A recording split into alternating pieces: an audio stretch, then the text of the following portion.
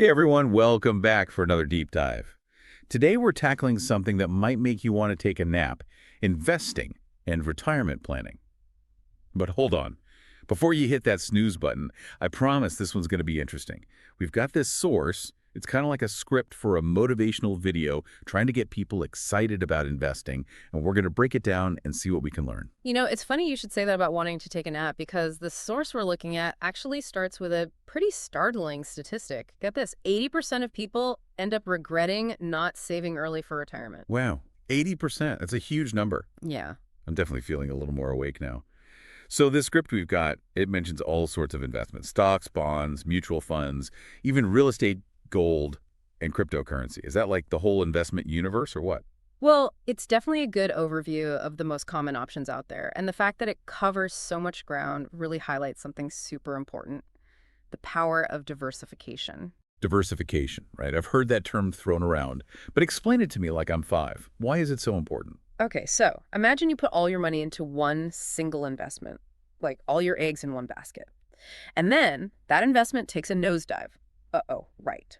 But if you spread your money across different types of investments, stocks, bonds, real estate, the whole mix, then even if one of them does poorly, the others can help cushion the blow. Okay, so it's like a safety net, spreading the risk so you don't lose everything if one investment goes south. Makes sense. But how do you even know where to start? Are some investments riskier than others? They definitely are. Think of it like this. Stocks, they're kind of like a roller coaster. They can go up really high, but they can also drop pretty fast. That's high risk, but it also means you could potentially earn higher returns. Bonds, on the other hand, are more like a nice, steady train ride. They're generally considered safer, but they might not grow as fast as stocks. So it's all about figuring out what kind of ride you're comfortable with. If you like thrills, maybe stocks are your thing. But if you prefer a smoother ride, then bonds might be a better fit. Exactly. And remember, diversification is about finding the right balance between risk and reward. It's not about avoiding risk altogether, but spreading it out so you're not overly exposed to any one area. Okay, that makes sense. So let's say I'm ready to start investing. Yeah. How do I actually do that? Like, is there a step-by-step guide? Well, this source actually lays out 5 steps, and the first one is pretty crucial: setting clear goals. It's like asking yourself, why am I even doing this? What am I hoping to achieve? Is it buying a house, retiring early, traveling the world? Right, you need to know where you're going before you can figure out how to get there. So goals, got it. What's the next step? Step 2 is all about figuring out your risk tolerance.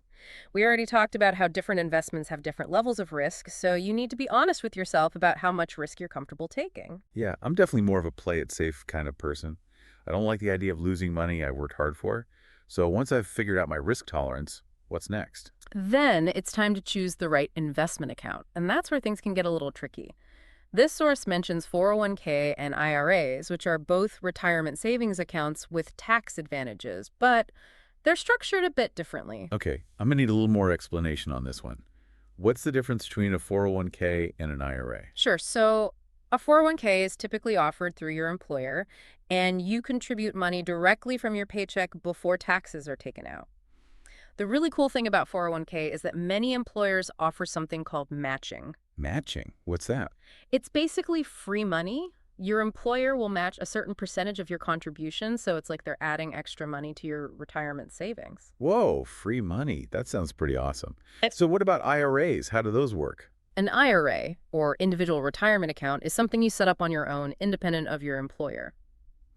There are a couple of different types, traditional and Roth, and they have different tax implications. Oh, tax implications. That's where my eyes start to glaze over a bit. Can you break it down for me? I'll try to keep it simple. With a traditional IRA, your contributions are often tax deductible, which means you don't have to pay taxes on that money until you withdraw it in retirement. But with a Roth IRA, you contribute after-tax dollars, but your withdrawals in retirement are completely tax-free. So which one's better, traditional or Roth? It really depends on your individual situation and how much you make. You might want to do some more research or even talk to a financial advisor to figure out which type of IRA, or maybe even a combination of both, aligns best with your long-term goals. Okay, that makes sense. So we've got our goals, figured out our risk tolerance, and chosen our investment account. What's the next step in actually starting to invest? The next step is to actually start investing. And the key here is to start small and be consistent. You don't need a huge lump sum of money to get started. Even small, regular contributions can really add up over time thanks to the power of compound interest. Compound interest, Yeah. right. That's the thing where your earnings start earning money, and then those earnings earn even more money. Exactly. It's like a snowball effect. The earlier you start investing, even if it's just a small amount, the more time that snowball has to roll and grow. Okay, I'm starting to see how this all works. So it's more about building the habit of investing regularly rather than trying to time the market or make big bets. Absolutely. Consistency is key. Think of it like building a muscle. You don't get ripped by lifting weights once a year. It's about showing up and putting in the work regularly. Okay, that's a great analogy. So we've covered setting goals, figuring out our risk tolerance, choosing the right investment account, and starting to invest consistently.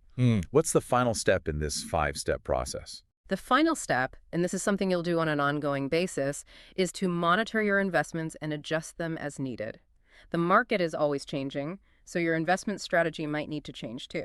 So it's not just about setting it and forgetting it. Not exactly. It's more about staying engaged, keeping an eye on things, and making adjustments as you go to make sure you're still on track to reach your goals. Got it. So we've talked about the basics of investing, but what about retirement planning specifically? Is that a whole other beast? Well, it's definitely related to investing, but retirement planning has its own set of considerations. And you know what? The first step might surprise you.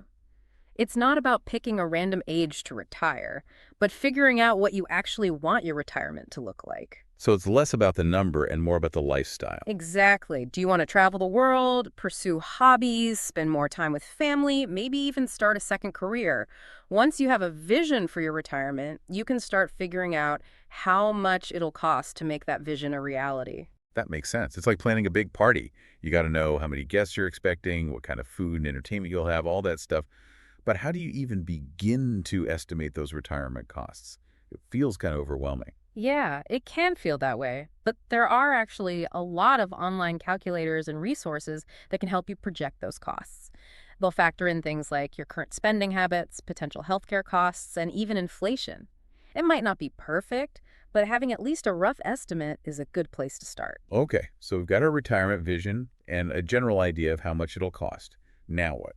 Now it's about building a roadmap to get to that financial destination.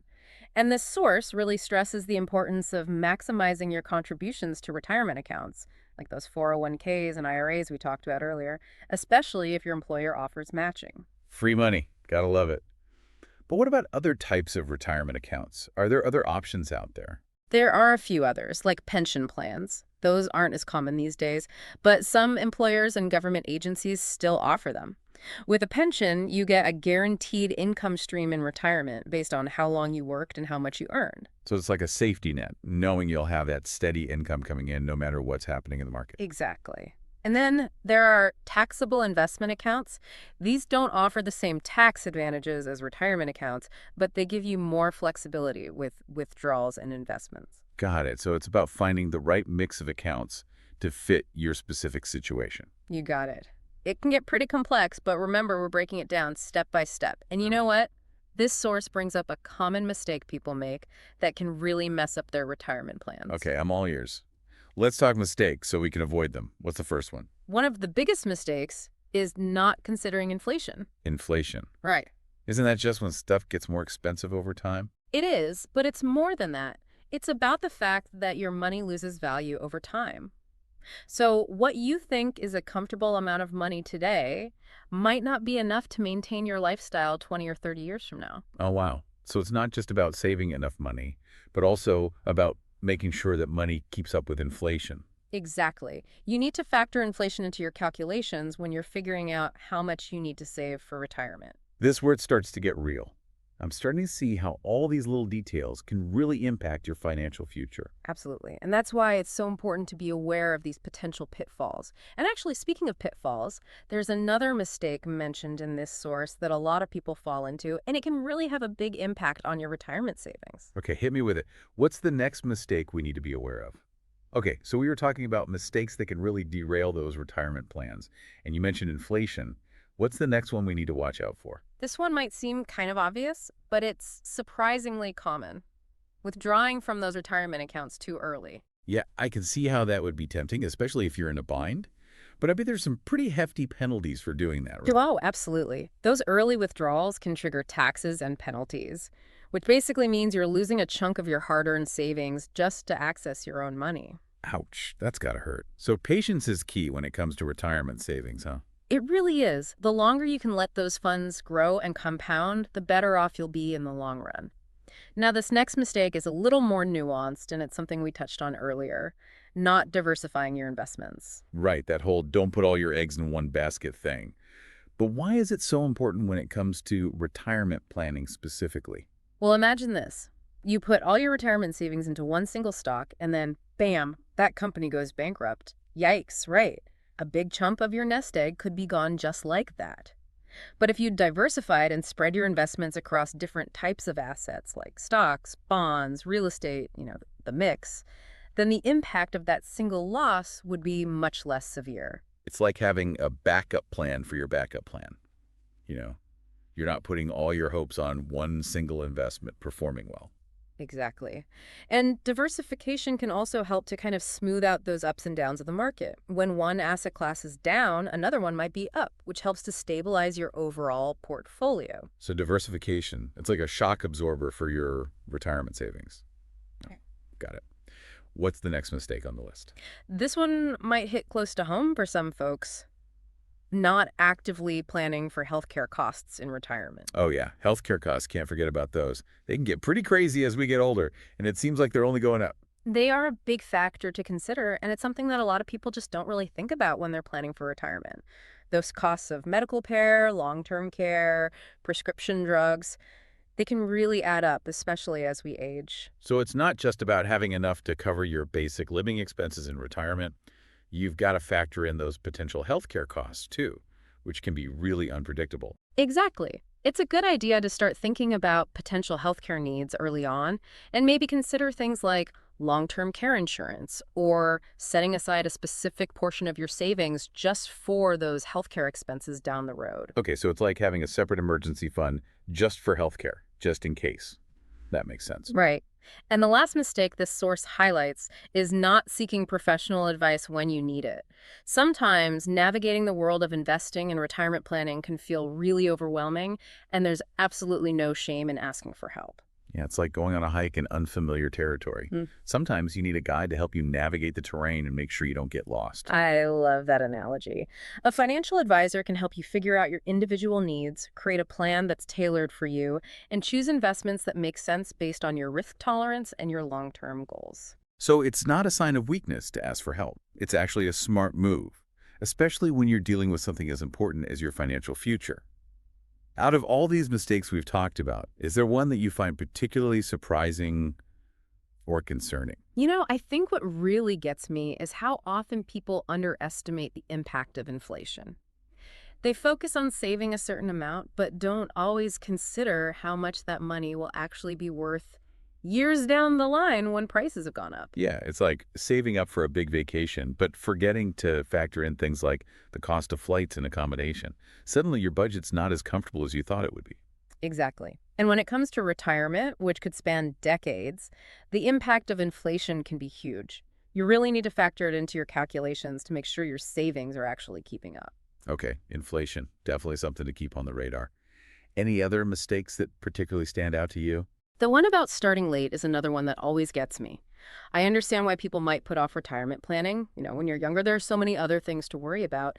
But the thing is, time is your biggest asset when it comes to investing. The earlier you start, the more you can benefit from that whole compound interest thing we were talking about. Even if you can only contribute a small amount, just starting the process is a huge win. It's like that saying, the best time to plant a tree was 20 years ago. The second best time is today. Exactly. Even if you feel like you've missed out on those early years, it's never too late to get started. Every contribution you make, every smart financial decision, it all helps. It's a step in the right direction. So the big takeaways here. Start early, even if it's just a little bit, and be mindful of inflation. And if you're feeling lost, don't be afraid to ask for help. Absolutely. Those are some really valuable insights, and it's all about empowering yourself, taking those first steps toward a brighter financial future. Speaking of empowering ourselves, I was like, this source we're looking at, it seems to be geared toward younger people, those just starting out. But what about those of us who are a bit further along in our careers and maybe haven't given retirement planning much thought? Is there still hope for us late bloomers? There's always hope. It's never too late to start taking control of your finances. Sure, starting early has its advantages, but there are definitely strategies that people starting later can use to make up for lost time and reach their retirement goals. Okay, I'm all ears. What are some of those strategies? Well, one key approach is to increase your savings rate. If you're starting later, you'll need to play a bit of catch up, which means contributing a larger chunk of your income toward those retirement savings. So it's like stepping on the gas a little harder to reach your destination on time. Precisely, and that might mean making some adjustments to your lifestyle or finding ways to boost your income. Makes sense. Starting late, got to be a little more aggressive with the savings plan. What else can someone do to catch up? Another important strategy is to work a little bit longer. By delaying retirement, even by a few years, you can give those savings more time to grow.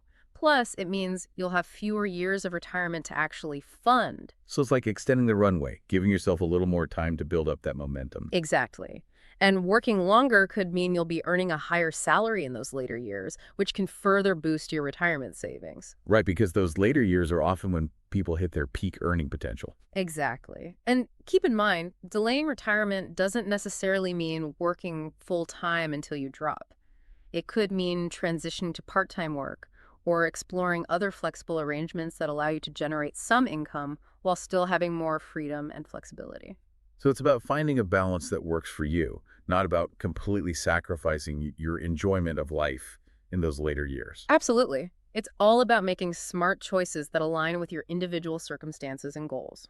Now, another important strategy for folks starting later is to minimize debt. Debt, the dreaded four-letter word that can really weigh you down financially. It really can.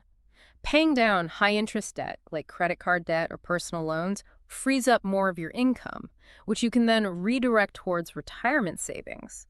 It's like removing a roadblock that's been slowing you down. So it's about clearing the path, making it easier to reach that financial destination. Exactly. And that might involve coming up with a debt repayment plan, maybe negotiating lower interest rates, or even exploring some debt consolidation options. Right, taking those proactive steps to get that debt under control.